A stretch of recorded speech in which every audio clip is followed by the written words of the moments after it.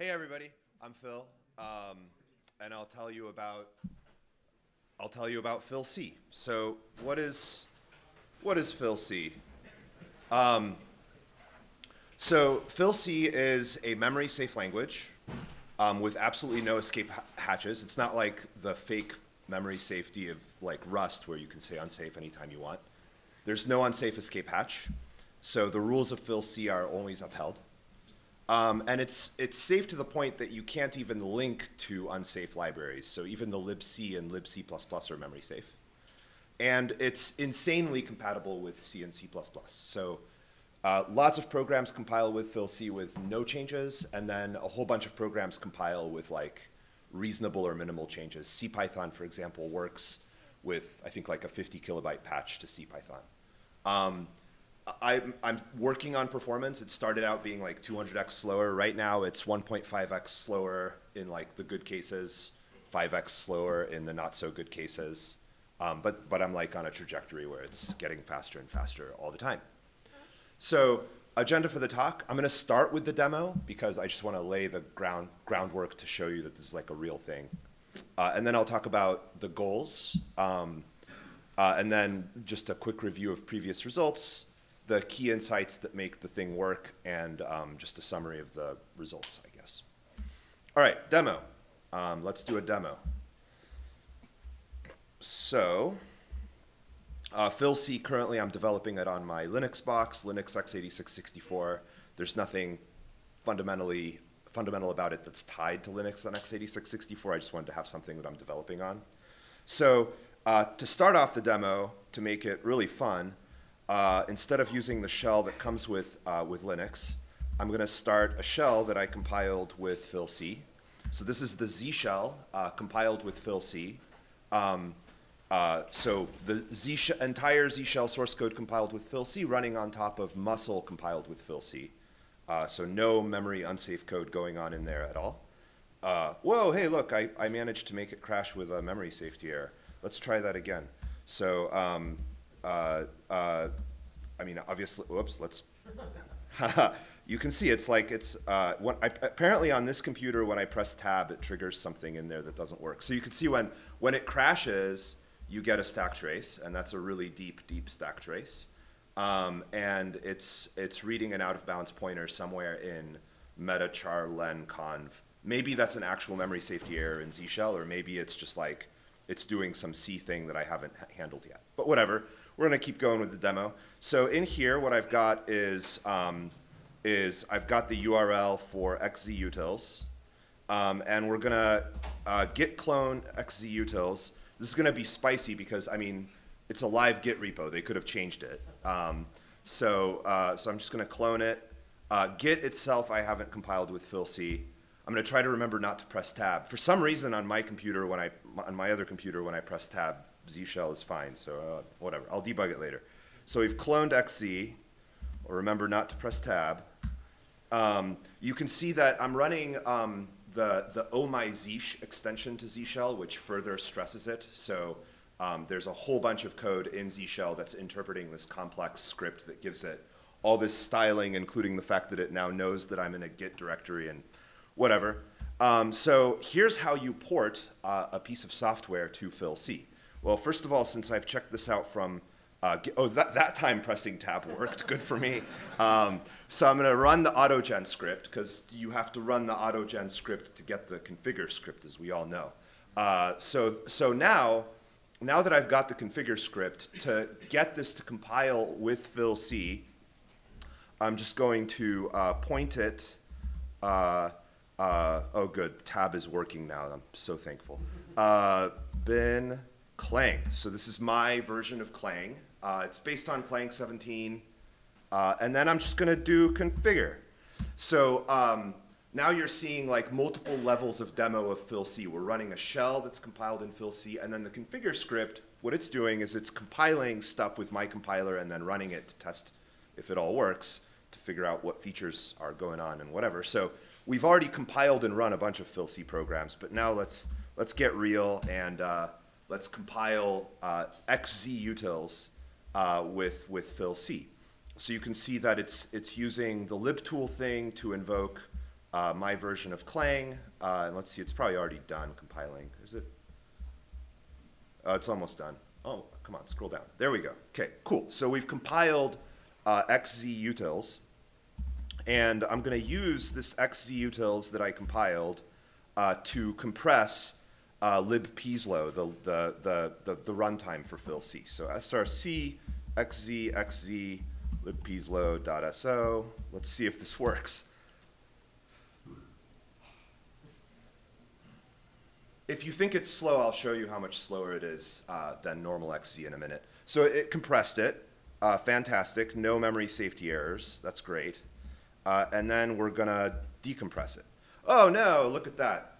So I'm familiar with this bug. Basically, there's a part in xzutils on the decompression side where it uses inline assembly. When I say no escape hatches, I mean it. I don't allow inline assembly. Also, if you pass an out-of-line assembly file to my compiler will crash with an error. So now we're going to fix this bug, and we're going to fix it just to make it extra fun. We're going to fix it using a version of the MG editor. MG is an Emacs clone that I compiled with Fil-C. MG actually compiles and runs with no changes. Really cool. So I remember exactly where this thing is. liblzma, range decoder.h. Okay, so here you go. We're editing a text file in a memory-safe text editor. It's written in C, but it's totally memory-safe. And the issue is that in this header, it's got some macros that will either use x86-64 assembly or just C to do some stuff. So the way you detect if you're in Fil-C, this is my personal project, so I get to make stuff up. It's Pizlinator was here. All right. So if not defined, did I spell that right? Pizlinator was here. Cool, I spelled it right. So you can see Z Shell's process management is working. This is important because Fil-C has memory-safe signal handling and memory-safe fork. So it's not just C, but all of the universe of stuff that a C programmer on POSIX would expect works in Fil-C, and there's no escape from it. I won't have time in this talk to tell you how I made signal handling memory safe, but I did. So now we remake it so that we get a new version of it that doesn't have that particular bug. And there it is. So now we can try to decompress again. It's going to complain because when it last tried to, it already created the libpizlo.so file, but didn't actually write anything to it. So now we decompress it. You can see that was pretty fast. So now let's look at how fast it is relative to normal XZ. So we're going to time compressing libpizlo. You can see compressing with XZ is actually, it takes some time. It's like a sophisticated compression algorithm. So that's how long it takes. So 2.96 seconds to compress and 0.17 seconds to decompress if you're just using the normal stock XZ compiled with a normal C compiler. But the one compiled by me, let's see how long that takes. So we're gonna time. Oh, whoops! It's not .xz. Let's actually use the right file name. So to compress libpizlo with XZ takes 5.51 seconds, and then to decompress takes 0.26 seconds. Now I don't want to do the math in my head of what the overhead is. So what I'm going to do is I'm going to launch CPython compiled with Fil-C in order to use its REPL to do the math. So this is memory-safe Python. What's really cool about this is Python's huge and has its own garbage collector, does all kinds of crazy stuff. It even uses shared memory IPC for parallelism during its install process.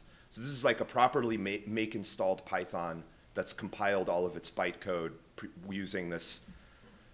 Because they don't have real threads, so they have to use multiple processes in shared memory IPC. And shared memory in Fil-C works and is also memory safe. So yeah. All right, so there we go. We're in a REPL. You can see it popped into the REPL very quickly because Python in Fil-C is not super slow or anything. It's reasonable performance Python, and it's all totally memory safe. So on the compression side, it was 1.8 0.86 times slower, so less than 2x slower than normal C. And then on the decompression side, it was 0.17, so about 1.5x slower. So in like the good cases, 1.5x slowdown. In the bad cases, bigger slowdown. That's where I am today. Not guaranteed that I'll be there tomorrow because I keep making it faster. You can see the job control just works. It knows that there's a suspended job. I can FG, then it sees that it was killed, and I can kill the shell. So yeah, so that's the demo. That's Fil-C like actually working for realsies. So now let me get back to my keynote deck.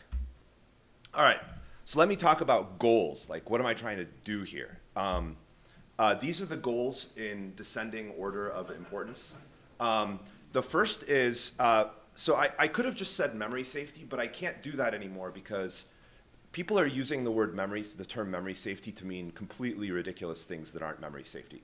For example, a lot of languages are memory safe but have an unsafe escape hatch that you have to use to be productive. Rust, I'm looking at you. I even saw a thing where someone was claiming that Delphi is memory safe, even though Delphi has manual memory management that's totally not safe. So like people are throwing around memory safety almost like if it's not C, then it's memory safe. So here's what I mean by memory safety. I come from a background of implementing JavaScript VMs and Java VMs.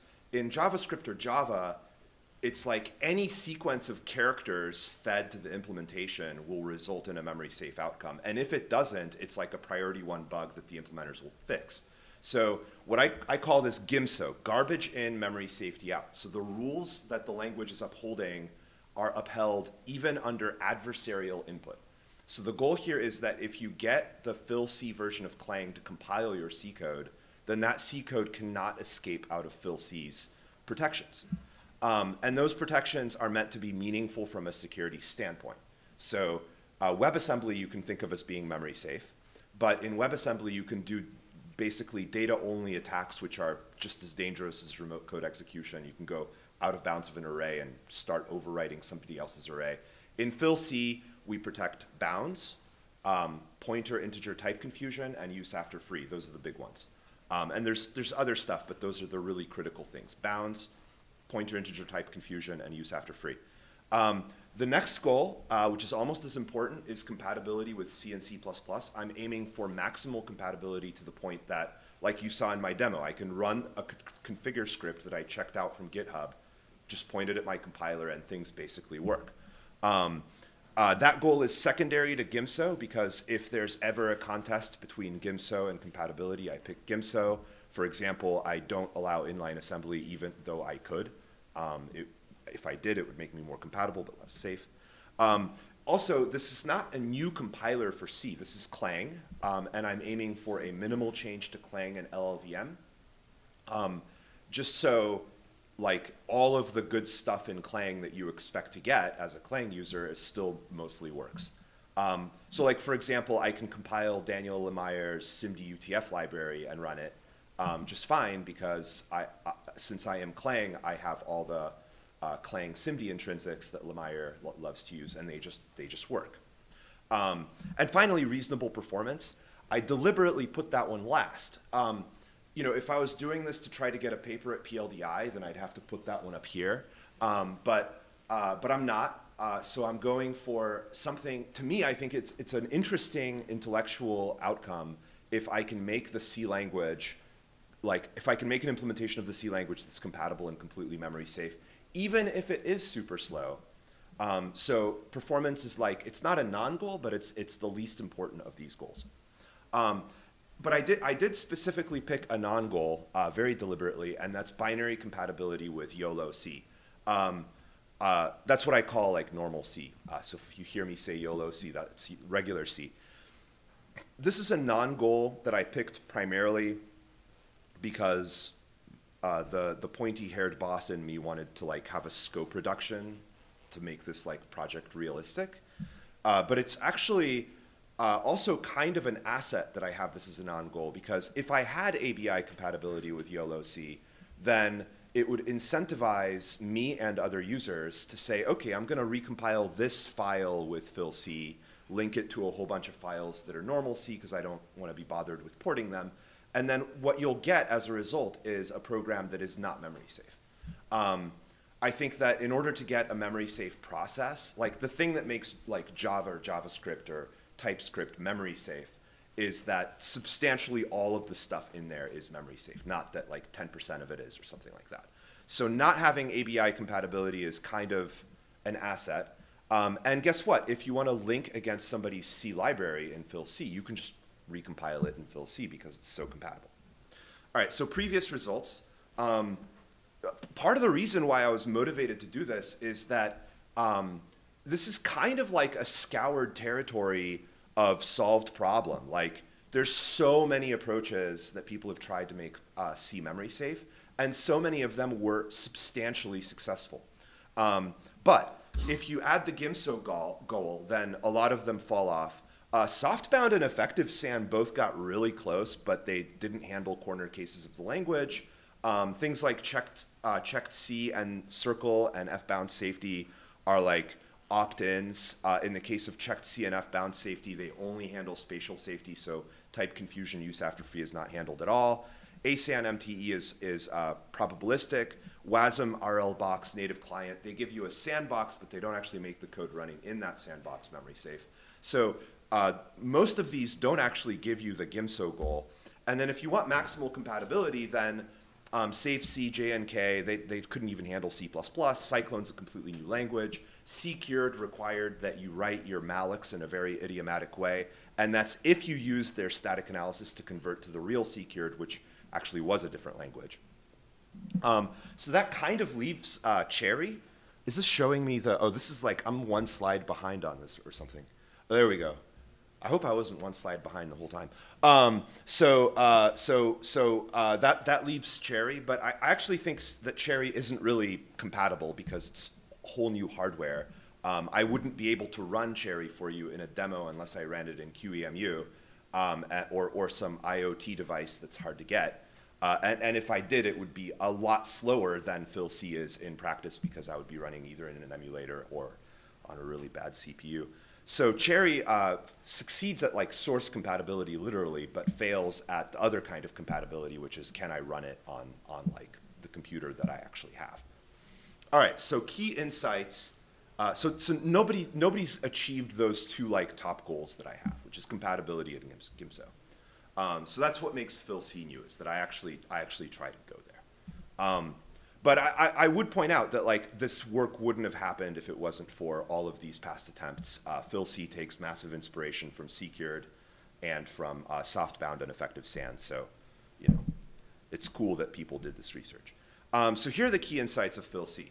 First of all, I'm just going all in on garbage collection, and I'll tell you why.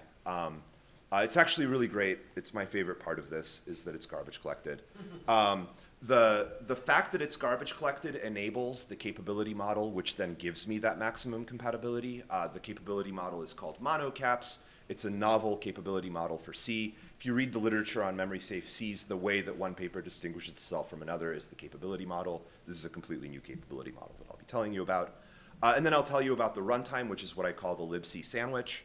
And then finally, I'll tell you about how just a little bit about how I achieve GIMSO and LLVM. So garbage collection.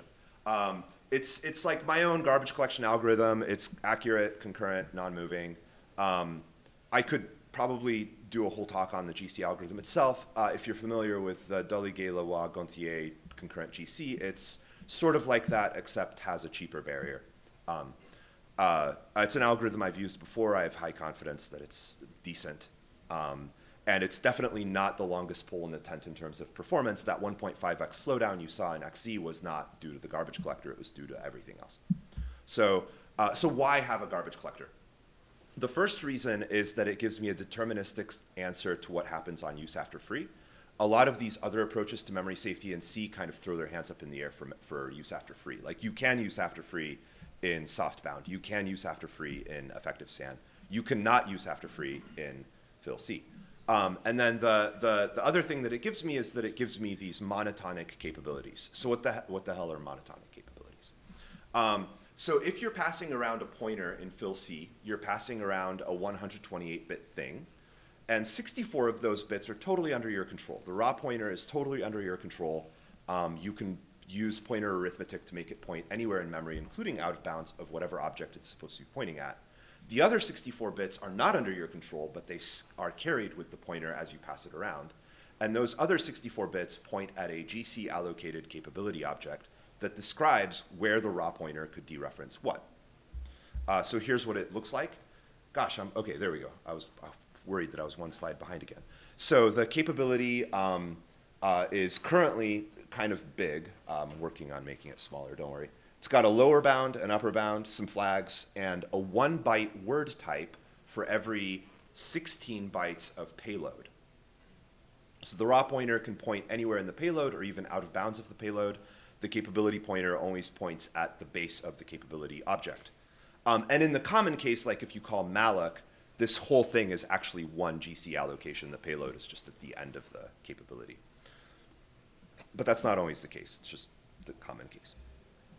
So for example, if I call malloc 48, note that unlike something like effective SAN or secured, there's no need to annotate this malloc call with what the type is going to be. You call malloc 48, and what you get is an object that is 0 initialized in the payload, and the word types are all initialized to unset. That's where the monotonicity comes in. Each word type can monotonically transition from unset to either int or pointer, and then monotonically from there to free, but not ever in the other direction. So when I happen to store the first word with an integer access, that monotonically transitions that first word from unset to int. And then when I do something crazy, note that this is like so crazy that maybe the C spec doesn't even allow it.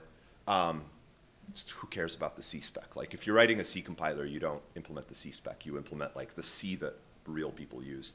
So real people do that. So if you're implementing a C compiler, you have to support it, and I support it.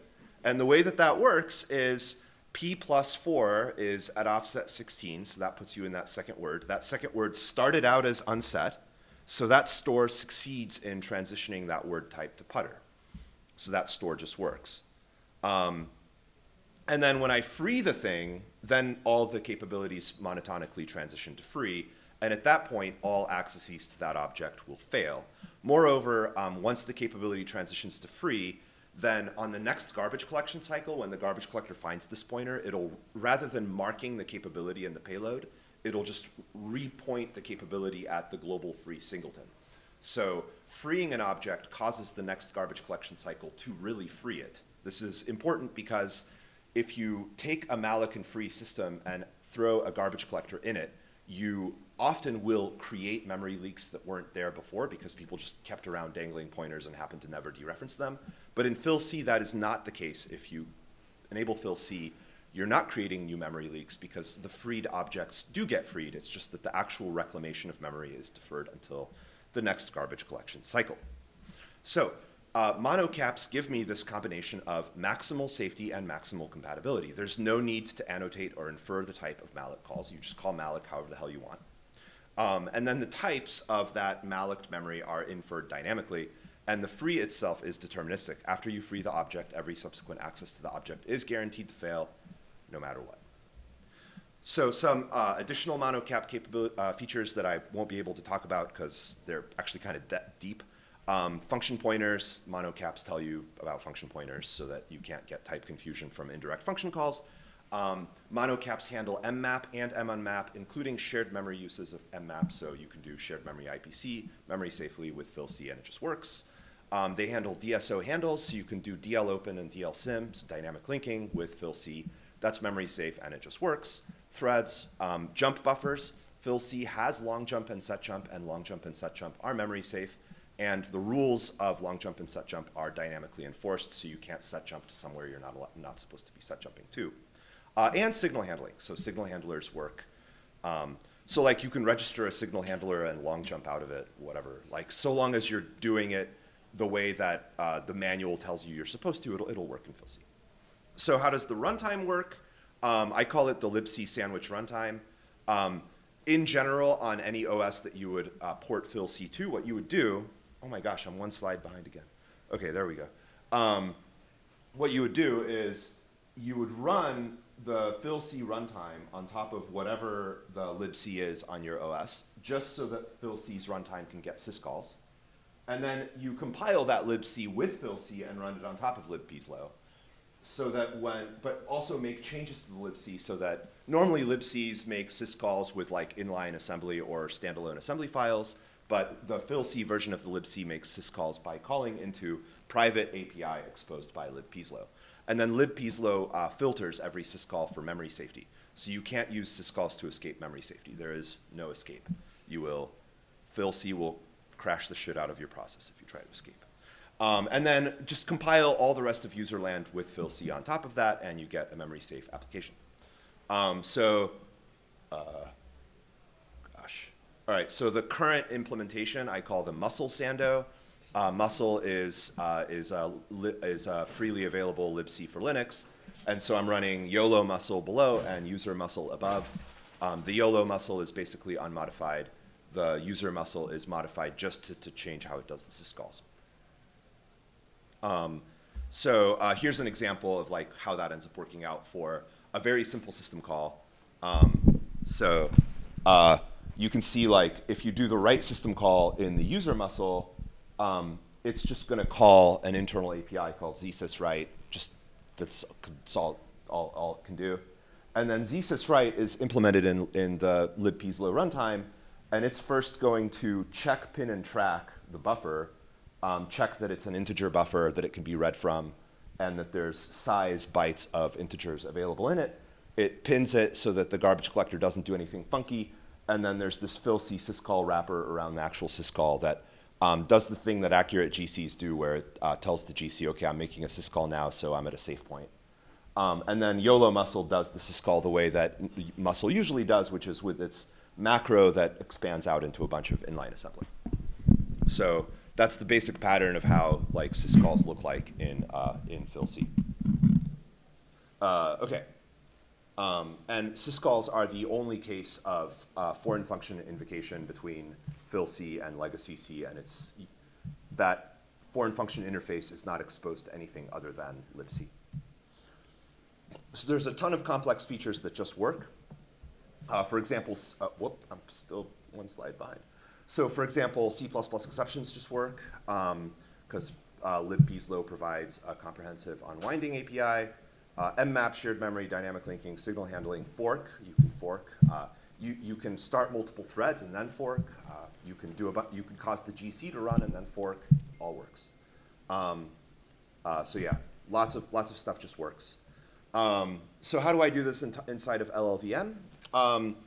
This insight that I'm going to tell you about is like one of the things that got me started on the project, and it's just a little bit of inside baseball about how LLVM work. So this is the LLVM pipeline in like very coarse grain box diagram. You got Clang. Clang does code gen, and then you get the whole sausage factory that is LLVM. Here's the insight. So in LLVM, there's the only pointer type is just pointer. You know that it's a pointer, and you know nothing else. You don't know what it points to. In Clang, you have like a whole AST that describes C types, which don't really mean anything because in C you can cast anything to anything. But the way Clang code gen works is it's remarkably well behaved with respect to pointers. Namely, what I call the pointer versus integer intent is preserved. That is, if in your C program you had a variable or a field or something whose type was either pointer or reference or anything you would think of as a pointer as a C programmer, then that field all loads and stores to that field or that local variable is going to be transformed into LLVMIR that says PTR for the type of that thing. So when you're looking at LLVMIR, you have now, LLVM can bitcast pointers to integers. So as soon as you actually run the LLVM optimizer, the intent is no longer going to be preserved. But at that precise moment when you came out of Clang code gen, the integer to pointer intent is preserved. So you have something that's almost like an emergent type-safe language where the only type is pointer versus everything else. And this is generally true for a lot of things. There's a couple of places where it's not true. It's not true in the CG atomic portion of CodeGen. There it does bit casts between pointers and integers in weird ways. And some of the implementations of sophisticated C++ language features also do weird bit casts. But those are all easy to fix. There's no like profound reason why it does that. So here's how I implemented version 0 of the Fil-C compiler. I add the fil-pizlonator pass, and that pass enforces GIMSO not on C, but on LLVMIR itself. So no matter what LLVMIR you give it, the output will be a program that enforces that pointer to integer intent of that IR. So every pointer load does checks that it's loading from a memory address that is allowed to be a pointer. Every pointer store does the, and then every integer load and store does the corresponding checks. All allocations are diverted to my runtime, et cetera, et cetera. So this is, you could give the Pizlonator pass any LLVMIR you like, and you'll either crash the pass, or you'll get a program that crashes with a Fil-C panic. You might violate the rules, right? Like if you do bit casts that are bad, or it'll run and it'll run memory safely. And so then version 1 was I just started adding more optimizations to run before the Fil-Pizlonator pass. So I'm running most of the core LLVM meat grinder of optimizations. So it's the inlining fixed point that does SROA, which is like escape analysis for locals, GVN, which is load elimination, and other kinds of CSC, inst combine, a bunch of other stuff. And then to make it even better, I then added an abstract interpreter to the Fil-Pizlonator pass so that instead of emitting checks blindly, I'm emitting a minimal set of checks for some definition of minimal. It's not like the best abstract interpreter you could possibly make, but it's a decent abstract interpreter. So results so far. I can compile bzip2, zlib, mg, both of the versions of PCRE, as if you're familiar with the Perl compatible regular expression library. There's like 2 of them. And ncurses, those compile with no changes and just work. And then there's a bunch of stuff that work with small changes, including CPython, SQLite, Lua, OpenSSH, so I can run the OpenSSH server and client, OpenSSL, links, so I've got a memory safe web browser, libc++ and libc++ ABI, and anyway, a bunch of stuff. In the best case, it's like 1.5x slower than normal C right now, and in the bad cases, it's like 5x slower. But it's getting faster and faster. I'm working on another speed up right now. So the 5x number will keep shrinking. All right, that's my talk. Thank you.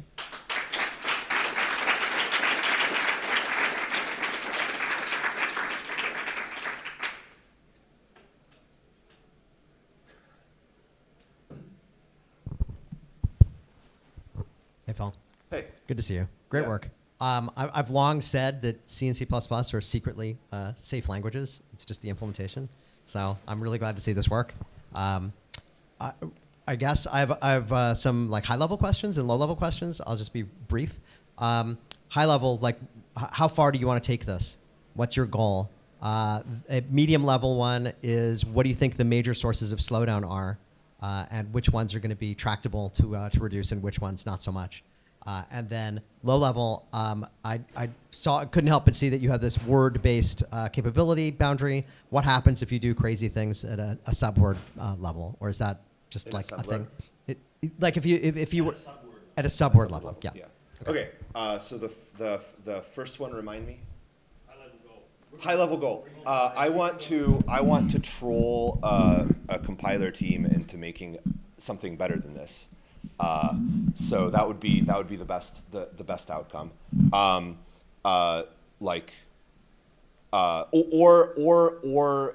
to get somebody to actually use this in a serious enough setting that it just kind of takes on a life of its own. Either one of those. Mid-level, remind me. Performance. So the number one reason for the 5x is that the monotonic capabilities really are memory safe, are really thread safe. So when you do the first store to a word, it's a compare and swap to compare and swap that word type. And my next change is about just getting rid of that, changing the capability model a little bit so that I don't have to do that. And if you do subword, then like you still check the whatever 16-byte word you're in. So the part of what the abstract interpreter does is it like looks at all of the accesses to a range of memory and finds like the minimal set of instructions to check. That gets hairy, but that's how it works right now.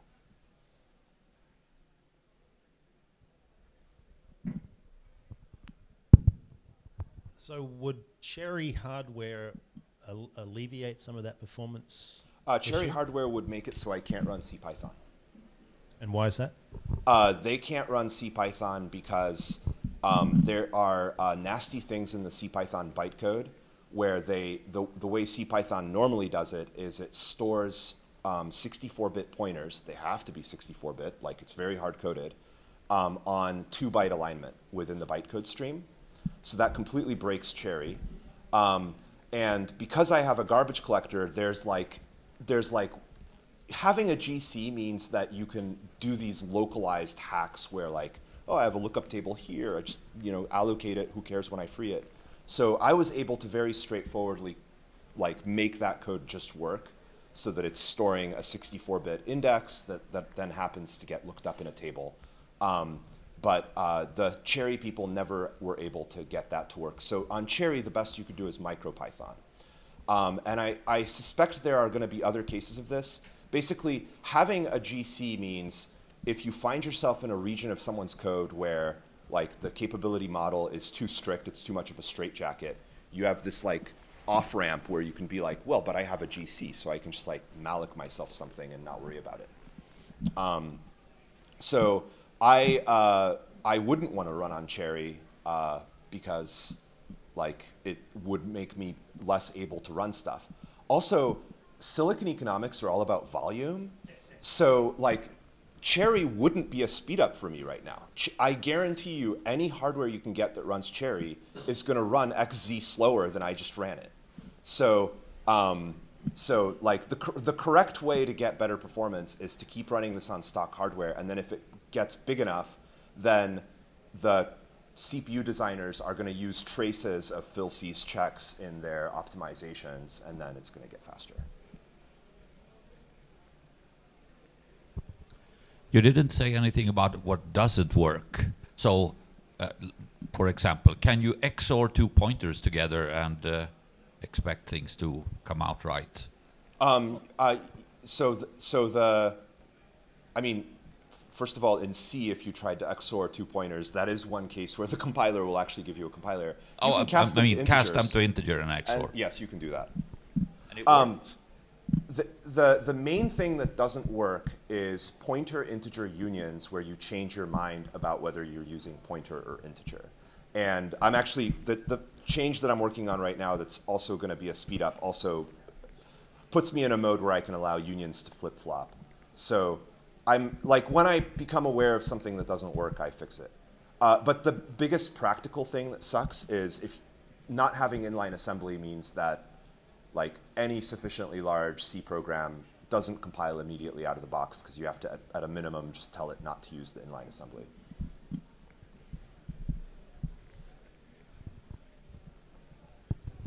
Hi, we're the CPython devs that introduced those inline bytecode caches, so sorry about that. Oh, no problem.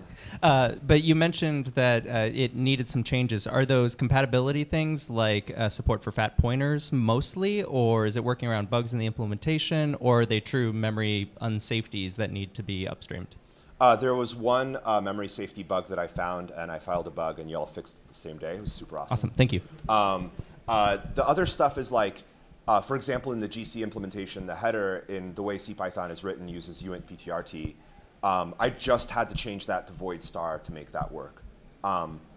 So like you could imagine upstreaming that to CPython and it wouldn't make any difference whether it's void pointer or uint_ptrt for people compiling with normal C. But you can't use uint_ptrt because as soon as you cast a pointer through uint_ptrt, once you cast it back to a pointer, you get a pointer with a null capability and you can't access it. So if you want to actually play games where you have a pointer, even pointer like that uint_ptrt has like high bits, low bits, whatever. You can do that with a void star. It just has to stay a void star if you ever want to go and dereference it. So that's like the biggest change is, that's why it's like a 50 kilobyte patch, because once you change the types of those fields from uint_ptrt to void star, there's like multiple files where you have to kind of, adapt to that. Hey, thanks. Two small questions, I guess. The first one is, so does it have like capability with LLDB for like debugging capabilities so far? Or okay, cool. No. That kind of makes the other one moot. Then never mind. Thank you. I want to add that. It's just that like I completely corrupt the dwarf in my transformation right now. I'm not preserving it at all.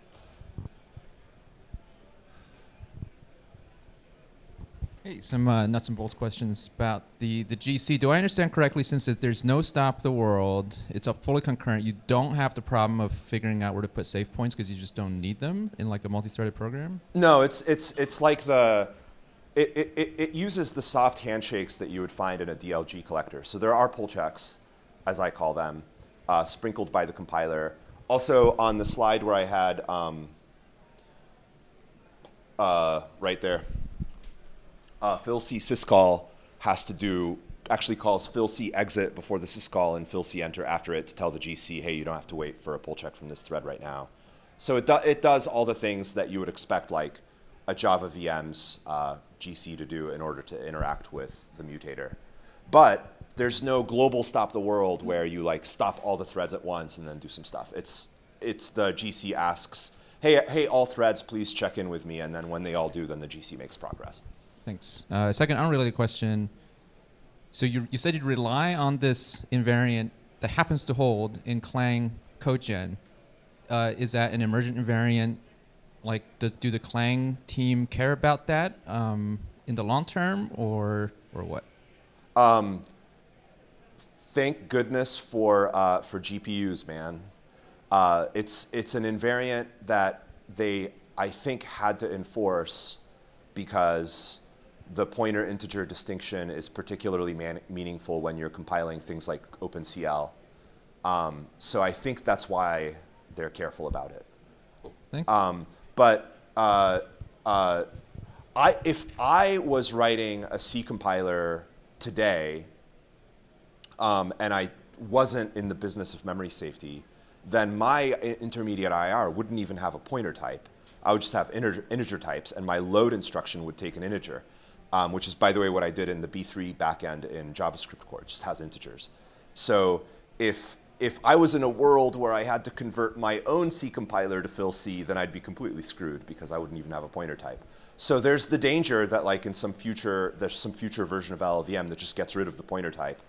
And then I'd be sad and the GPU people would be sad.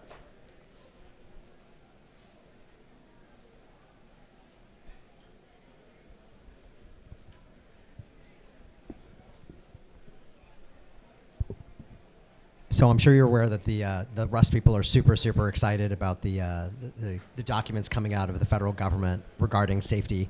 Yeah. And they're convinced that they're going to be the torchbearers, right? And will strip C and C++. So I guess I have two questions about this. I mean, once you make CPython actually memory safe, then Python is safe modulo all its packages that aren't safe. But in principle, you could recompile them. You have to in Fil-C. Yeah, right.